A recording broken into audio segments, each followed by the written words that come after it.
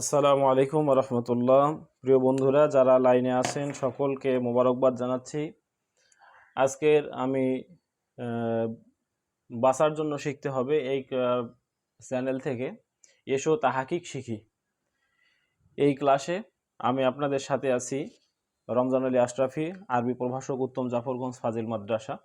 সম্মানিত বন্ধুগণ, আমরা জানি আরবি ব্যাকরণ শিক্ষার একটি গুরুত্বপূর্ণ অধ্যায় হলো তাহাকিক শিক্ষা করা।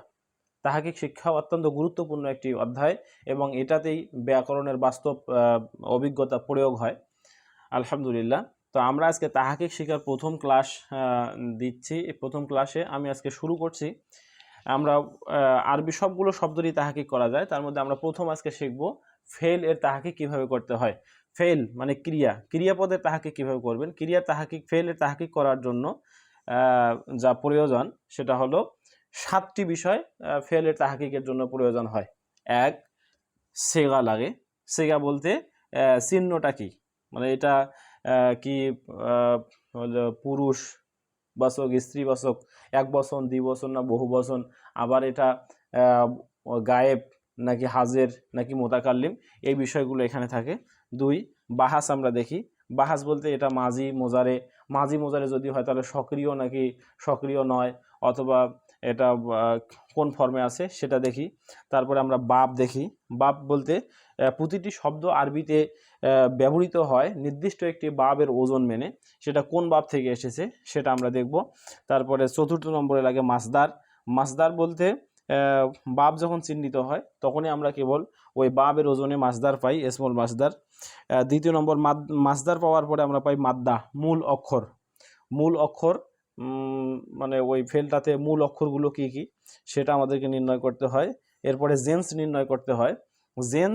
জেন্স বলতে এখানে লিঙ্গ নয়, আসলে জেন্স বলতে 4টি জিনিসকে বোঝায়। সেটা হলো সহি, তারপরে মাহমুজ, সহি হবে নাকি মাহমুজ হবে, তারপরে মোতাল হবে নাকি মোজাফ হবে। এই 4টি মূলত হলো জেন্স।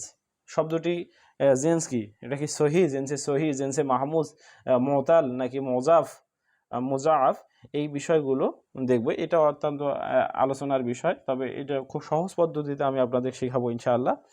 আর 7 নম্বরে আমরা দেখি মানা, অর্থ। এই 7টি বিষয় লাগে একটি ফেলের তাহাকিক করার জন্য।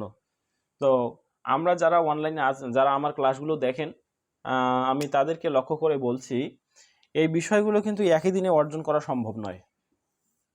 এই বিষয়গুলো একদিনে অর্জন করা সম্ভব নয়। কেন সম্ভব নয়? এটা বিস্তারিত একটা ব্যাখ্যা সাপেক্ষ ব্যাপার। আমরা সেজন্য দেখেন, আমি আপনাদেরকে খুব সহজে একটি শব্দের তাহাকিক করে দেখাতে পারি শব্দটি আসলে কিভাবে তাহাকিক করতে হয়। যেমন আমরা ধরলাম নাসারা, এই শব্দটি, এটা সিগা দেখেন ওয়াহেদ মুজাক্কার গায়েব।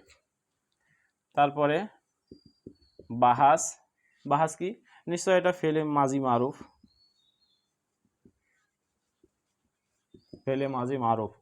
তারপরে বাব, বাবটা বোঝা যাচ্ছে, বাবে নাসারা ইয়ানসুরু, নাসারা ইয়ানসুরু। তা যেহেতু আমরা বাব পাইলাম, তাহলে এটার মাসদার পাবো এখন আমরা আন-নসরু অথবা নসরুন, মাসদার। মাদ্দা, মাদ্দা দেখেন 3টা মূল অক্ষর, নুন সাদ র, নসরুন, এই মাসদার থেকে। তারপরে জেন্স, জেন্স যেহেতু নুন হরফে সহি, সোয়াদ হরফে সহি, র হরফে সহি, তাই এটা হবে জেন্সে সহি, জেন্সে সহি। এরপরে মানা, মানা অর্থ, মানা মানে অর্থ। তো অর্থ কি, সে সাহায্য করলো। এই 7টি বিষয় লাগে। তো এইটা অবশ্যই গ্রামারের একটি ভ্যাস্ট ধারণা লাগবে, বিশেষ করে মিজান মুনসাহিব খুব ভালোভাবে মুখস্থ করা লাগবে এই দুটো বোঝার জন্য। তারপরে নাহুর কিছু অংশ এখানে আছে। আমরা সে বিষয়গুলো ক্রমান্বয়ে দেখবো ইনশাআল্লাহ।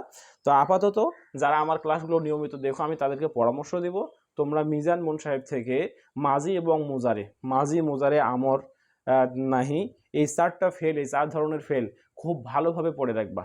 তাহলে আমাদের এই ক্লাসগুলো তোমাদের বুঝতে সুবিধা হবে ইনশাআল্লাহ।